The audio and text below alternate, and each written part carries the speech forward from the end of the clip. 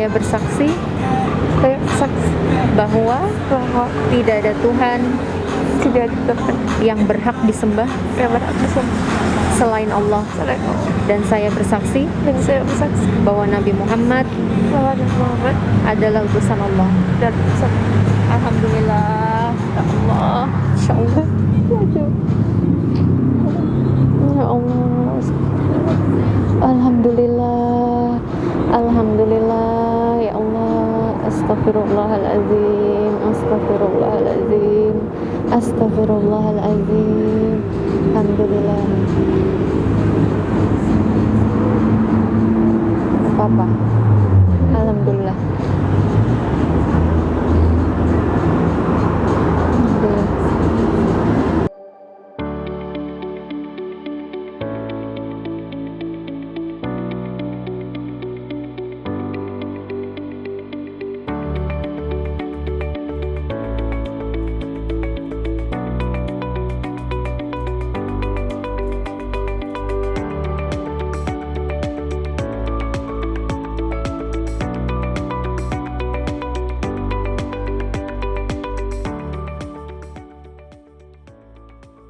Assalamualaikum warahmatullahi wabarakatuh. Alhamdulillahirrahmanirrahim. Apa kabar semua sahabat Mualaf Center Yogyakarta dimanapun berada? Semoga dalam keadaan sehat, tanpa kurang satu apapun, dan dalam perlindungan Allah Subhanahu wa Ta'ala. Hari ini Jogja sedang diguyur hujan. Alhamdulillah, Masya Allah, Barakallah.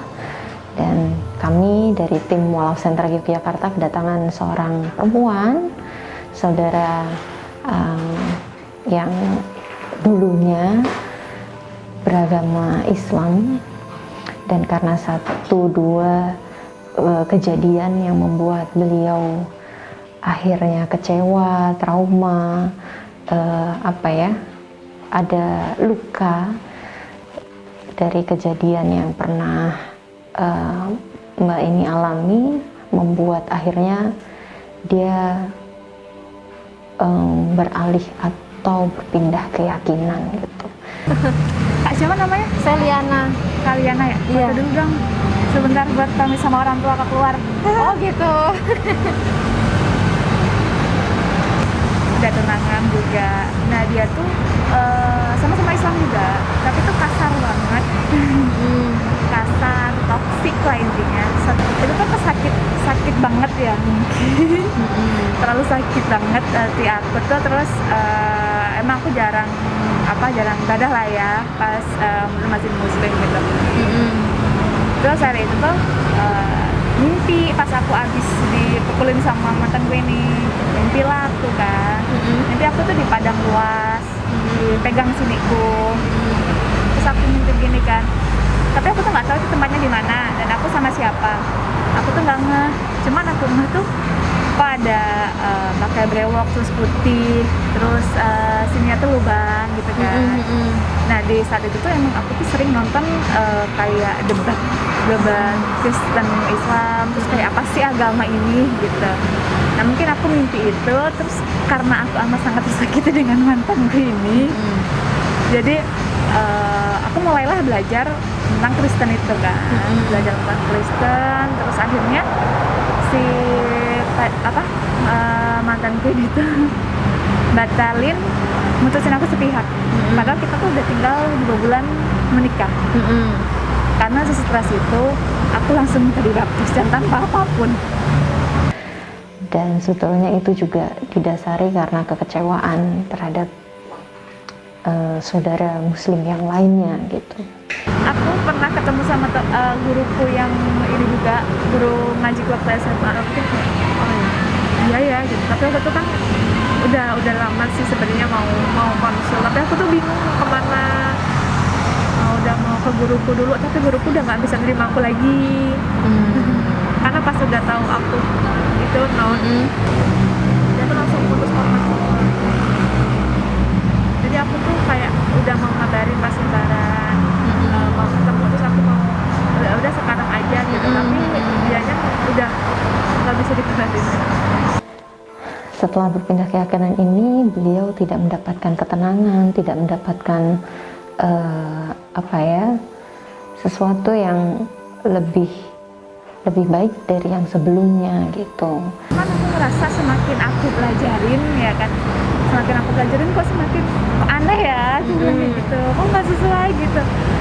Terus abis aku ikut kelas itu sih, kayak ini kayaknya nggak ini banget sih, mau aku paksain mengerti dari sisi mana pun nggak bisa. Emang pemikiran aku yang, tapi aku tuh maksa untuk mencoba mengerti. Memahami pun susah. Yes. Karena memang setelah apa yang beliau alami, kenyataannya Islam jauh lebih menenangkan dan lebih baik, dan sadar bahwa kemarin mungkin karena kelemahan imannya, kelemahan dirinya sendiri yang dia lakukan membuat dia akhirnya sampai berpindah keyakinan. Penyesalan pasti ada, kesedihan juga pasti ada, dan pada saat keterpurukannya pun dia kecewa terhadap oknumnya ya, bukan agama Islamnya tapi oknum dari orang Islamnya gitu. Jadi dia menyadari itu dan menginginkan atau ingin sekali berdiskusi dengan tim Mualaf Center Yogyakarta untuk menguatkan kembali akidahnya, untuk mengingatkan kembali ke jalan yang benar gitu. Dan kami juga menyarankan kepada teman-teman semua, sahabat, saudara muslim dimanapun berada, saat ada saudara kita yang terpuruk sesama muslim, alangkah baiknya dirangkul, alangkah baiknya dinasehati, alangkah baiknya tidak dilepaskan, karena kondisi keterpurukan itu rawan sekali, riskan sekali untuk berpikir yang macam-macam, yang aneh-aneh. Jadi larinya mungkin sampai ke tadi, keinginan untuk berpindah keyakinan gitu. Jadi kami menyarankan dari tim Mualaf Center Yogyakarta, saat ada saudara yang dalam kondisi tidak baik atau tidak baik-baik saja, angka baiknya tetap dirangkul, tetap diingatkan terus, didoakan gitu, jangan dilepaskan. Karena siapa tahu dia hanya lupa, karena siapa tahu dia hanya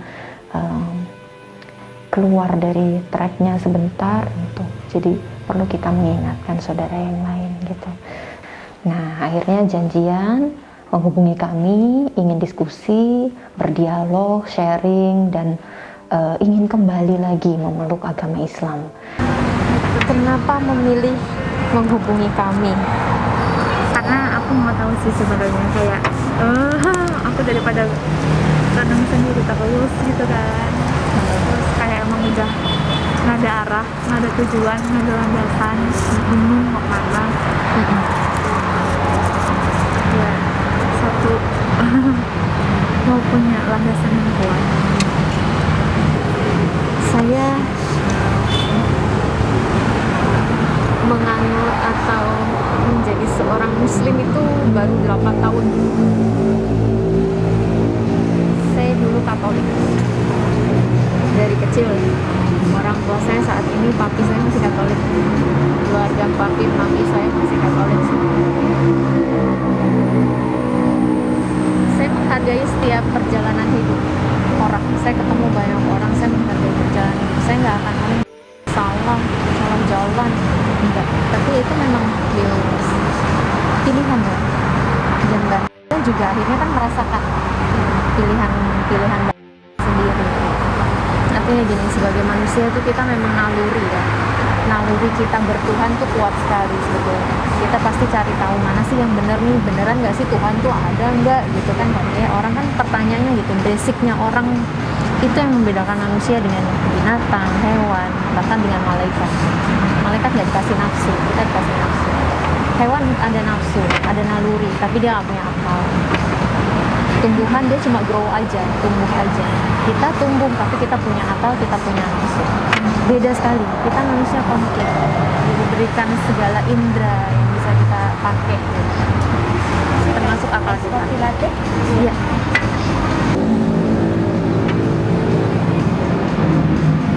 Dari manusia ini yang sangat berbeda. Kalau kita tumbuh gitu, kalau kita mau berpikir, kalau kita mau cari tahu, coba Tuhan Allah itu menciptakan kita itu buat apa? Kita diciptakan buat apa? kita hidup nih untuk ngapain, nanti setelah mati kita kemana. Itu sebetulnya 3 pertanyaan mendasar sekali untuk orang yang pakai akal dan pikirannya.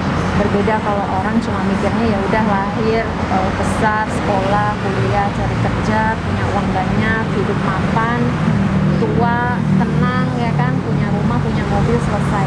Kayaknya Allah nggak akan membuat hidup kita sesimpel itu, nggak berharga itu, cuma untuk ngejar dunia aja.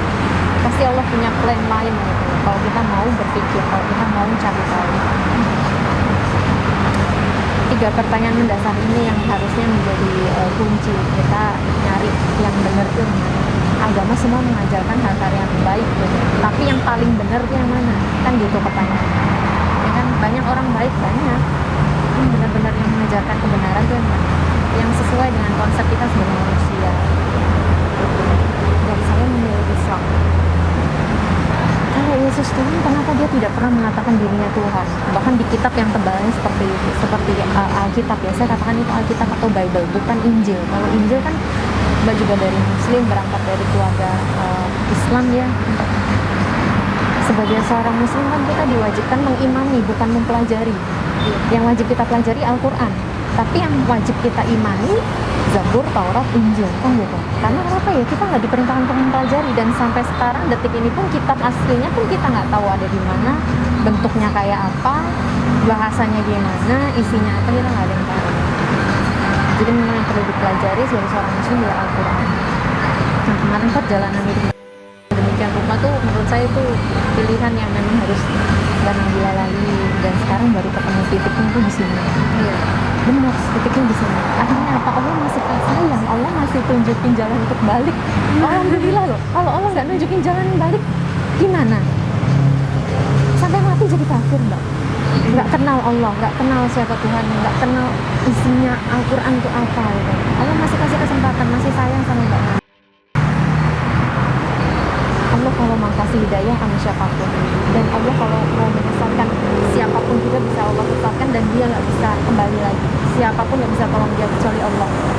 Makanya kenapa dalam setiap sholat kita di sujud terakhir kita diperintahkan untuk mengucapkan doa yang berkali-kali sabit qalbi lagi. Ya Allah, tetapkan hatiku, tetapkan imanku dengan agama Islam, ya kan? Karena ya memang itu pegangan kita. Konsepnya udah paling jelas. Qul huwallahu ahad, Allahus samad, lam yalid wa lam yulad wa lam yakul lahu kufuwan ahad. Tuhan itu satu, cuma ke Allah aja kita memohon, bergantung. Allah itu nggak beranak, nggak diperankan. Selesai. Itu konsep ketuhanan Islam. That's it, simple. Nggak muter, nggak jelimet, nggak ribet ya kalau. Ya kan? Allah itu maha segalanya. Cuma ke Allah aja kita minta, tanpa perantara. Nabi Muhammad siapa? Nabi utusan yang membawa risalah, yang menyampaikan isi Al-Quran dan mengajarkan bagaimana caranya kita beribadah, bagaimana caranya kita bermuamalah, bagaimana caranya kita hidup dengan baik, pola hidup kita. Itu memang lewat Rasulullah. Tapi apa yang Allah turunkan itu jelas, konsep ketuhanan dalam Islam itu paling jelas. Kalau kita percaya Allah satu-satunya zat yang maha tinggi, yang menciptakan segala sesuatunya, cuma Allah yang bisa memberikan kebaikan maupun keburukan itu kita. Asbab dari kelakuan kita, asbab dari perilaku kita, asbab dari tingkah laku kita, semuanya. Jadi bagaimana? Allah itu maha adil. Kalau kita buat kebaikan, Allah juga pasti balas kita dengan kebaikan, bahkan berlipat-lipatnya. Sebaliknya, kalau kita melakukan kesalahan, ya kita akan ditimpakan hukuman setimpal dengan apa yang kita lakukan. Itu konsep adil. Kalau dalam Alkitab kan ada ayat yang mengatakan kalau kamu ditampar pipi kirimu, kasih pipi kananmu. Kira-kira mau nggak kalau dalam prakteknya begitu? Ditampar orang pipi kiri, suruh ngasih pipi kanan. Ya kan? Enggak. Kalau dalam Islam, darah balas darah, ya, mata balas mata. Jadi itu hukum kisos, tapi memaafkan jauh lebih baik. Nah itu kadang yang dipotong sama orang-orang, dipotong cuma sampai situ, ya kan? Harus balas-balasan gitu. Kalau dalam Islam itu kejam gitu kan, nyawa balas nyawa. Enggak, itu saat kita sudah bisa mengikhlaskan, memaafkan, itu lebih baik bagi kata Allah. Itu konsepnya bagus. Justru Islam itu agama yang menurut saya paling penuh kasih sayang. Isinya luar biasa. Kita diperintahkan untuk gak makan yang haram, minum yang haram. Kita diperintahkan bahkan mau makan aja tuh kita tuh milih-milih gitu loh, yang hal-hal yang sesuai dengan syariat. Untuk apa ya? Untuk diri kita sendiri, untuk kesehatan kita sendiri. Sebegitunya mau tidur ada doanya, ya kan, mau bangun tidur juga ada doanya. Jadi hidup kita tuh benar-benar dibuat komplit gitu. Konsepnya tuh rumit sekali. Ada aturan di sana, tapi aturan itu membawa kebaikan. Bayangkan kalau dalam satu negara tidak ada UU, tidak ada undang-undang, tidak ada peraturan, kira-kira kacau nggak? Kacau sekali. Sama Allah menciptakan kita tuh ada buku petunjuknya. Kita mau beli mobil, kita mau beli motor, kita mau beli rice cooker, dan yang segitu simpelnya pasti ada buku petunjuknya. Caranya gimana sih biar nasinya tuh mateng? Step by stepnya tuh apa sih? Apalagi ini Allah menciptakan kita manusia dengan sedemikian rupa, punya mata, punya telinga, punya tangan, bahkan punya akal pikiran. Kalau nggak dikasih petunjuk, nggak dikasih buku pedoman, kacau hidupnya, berantakan, nggak ada aturan dia. Apa aja dimakan, apa aja dilakukan, bunuh orang, ya kan, maksiat, zina, perkosa, mencuri, nggak ada aturan di sini, kacau hidup. Tapi justru Allah memberikan peraturan itu supaya hidup kita smooth, lancar. Jadi itu mungkin ada titik balik di Mbak. Saya nggak tahu apa yang sudah dilalui, ada turning point, mungkin ada triggernya juga, ya kan, sampai ada di titik saat ini. Nah, ini kesempatan ini kan kita nggak tahu ya, namanya umur, namanya usia, nggak ada yang tahu. Mati itu bisa kapan aja. Pulang dari sini bahkan 5 menit lagi dari sekarang kita nggak tahu akan ada kejadian apa. Jadi Allah masih sayang sama Mbak, kasih kesempatan untuk kembali, untuk balik lagi, untuk bisa mengenal lagi agamanya yang dulu. Mungkin dulu belum terlalu mendalami, mungkin sekarang waktunya untuk mencoba lagi, belajar lagi, menggali lagi. Iya sih. Aduh, kenapa kak kadang tuh kayak apa sih dulu sesakit apa sih sampai segitunya, kok sampai sejahat itu sih sama orang tua, ngomong sama keluarga, bahkan sama diri sendiri. Masih kasih kesempatan untuk tobat, sholat taubat, nanti pulang 2 rakaat, luapkan semuanya, minta ampun sama Allah, dan berjanji untuk tidak mengulanginya lagi.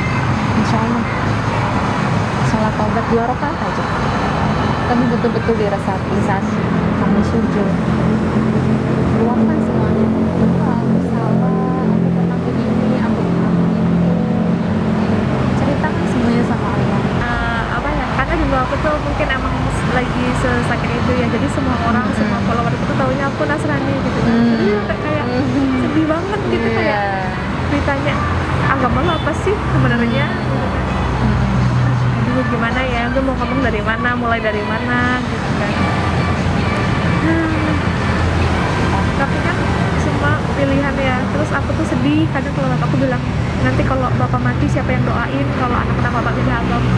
Bapakku tuh nggak apa ya, nggak pernah apa, mungkin ngerti ya, cuman kayak gitu doang gitu bahasnya. Pasti kerasa orang tua tuh feelingnya kuat. Iya. Jadi mungkin ya sudah tahu sebetulnya, tapi masih mencoba. Namanya anak kan, Iya.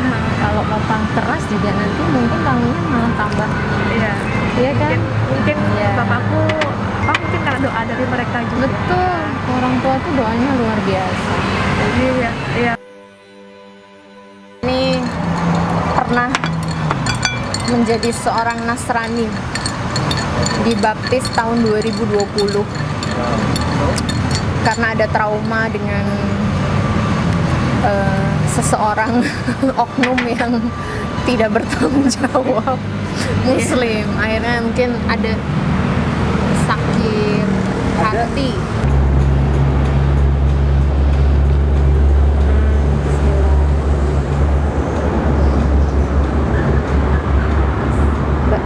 siap, nggak ada paksaan ya, insya Allah. Atas keinginan Mbak sendiri, Iya. saya akan tunggu, Mbak ikutin saya ya. Bismillahirrahmanirrahim. Bismillahirrahmanirrahim. Asyhadu Asyhadu alla an ilaha ilaha illallah illallah wa asyhadu wa asyhadu anna anna Muhammadan Muhammadan Rasulullah. Rasulullah. Saya bersaksi Saya saksi bahwa bahwa tidak ada Tuhan tidak ada Tuhan yang berhak disembah yang berhak disembah selain Allah, selain Allah. dan saya bersaksi Dan saya bersaksi bahwa Nabi Muhammad bahwa Nabi Muhammad adalah utusan Allah. dan Alhamdulillah, ya Allah, insya Allah, ya Allah, Alhamdulillah, Alhamdulillah, ya Allah, Astagfirullahaladzim, Astagfirullahaladzim, Astagfirullahaladzim, Alhamdulillah. Apa-apa, Alhamdulillah.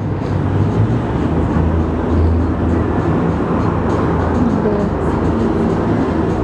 Sudah lega ya?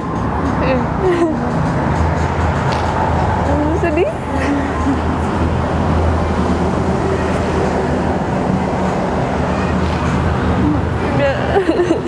Ingat papa, ingat ayah. Iya.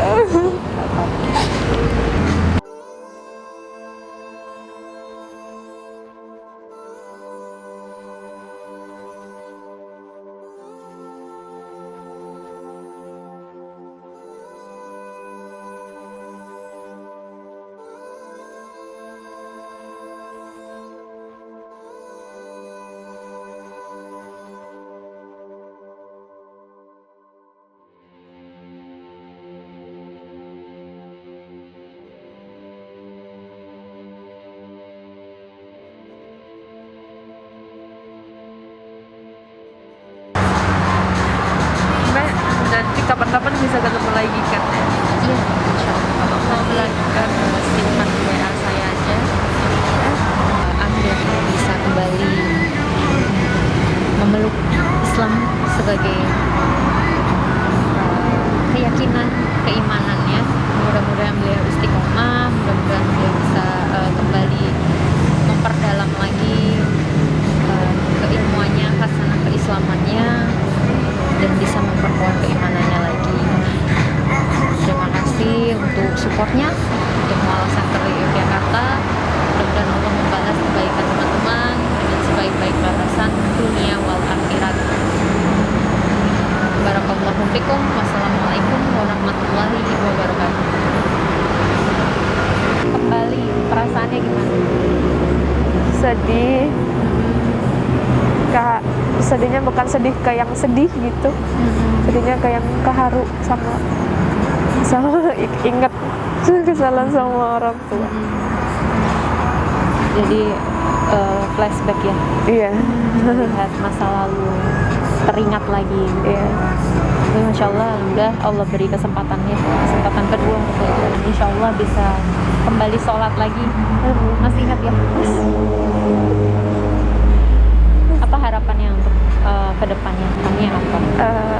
Mau jadi lebih baik lagi, menjadi sesuai harapan orang tua, yang gak cuman bisa kerja tapi ngerti juga akhirat. Amin, insya Allah. Mudah-mudahan Allah mudahkan, Allah lancarkan semuanya, planningnya ke depan. Allah berikan yang terbaik, baik itu pekerjaan, kebaikan-kebaikan yang lain, ilmu, juga nanti jodoh. Amin. Insya Allah. Ya, yakin dan percaya bahwa Allah itu akan memberikan yang terbaik dan di saat yang baik juga, dan saat kita pantas menerima. Terima kasih Mbak. Mudah-mudahan banyak yang menyusul nantinya. Amin. Mengucapkan syahadat juga. Ya. Terima kasih Mbak Liana.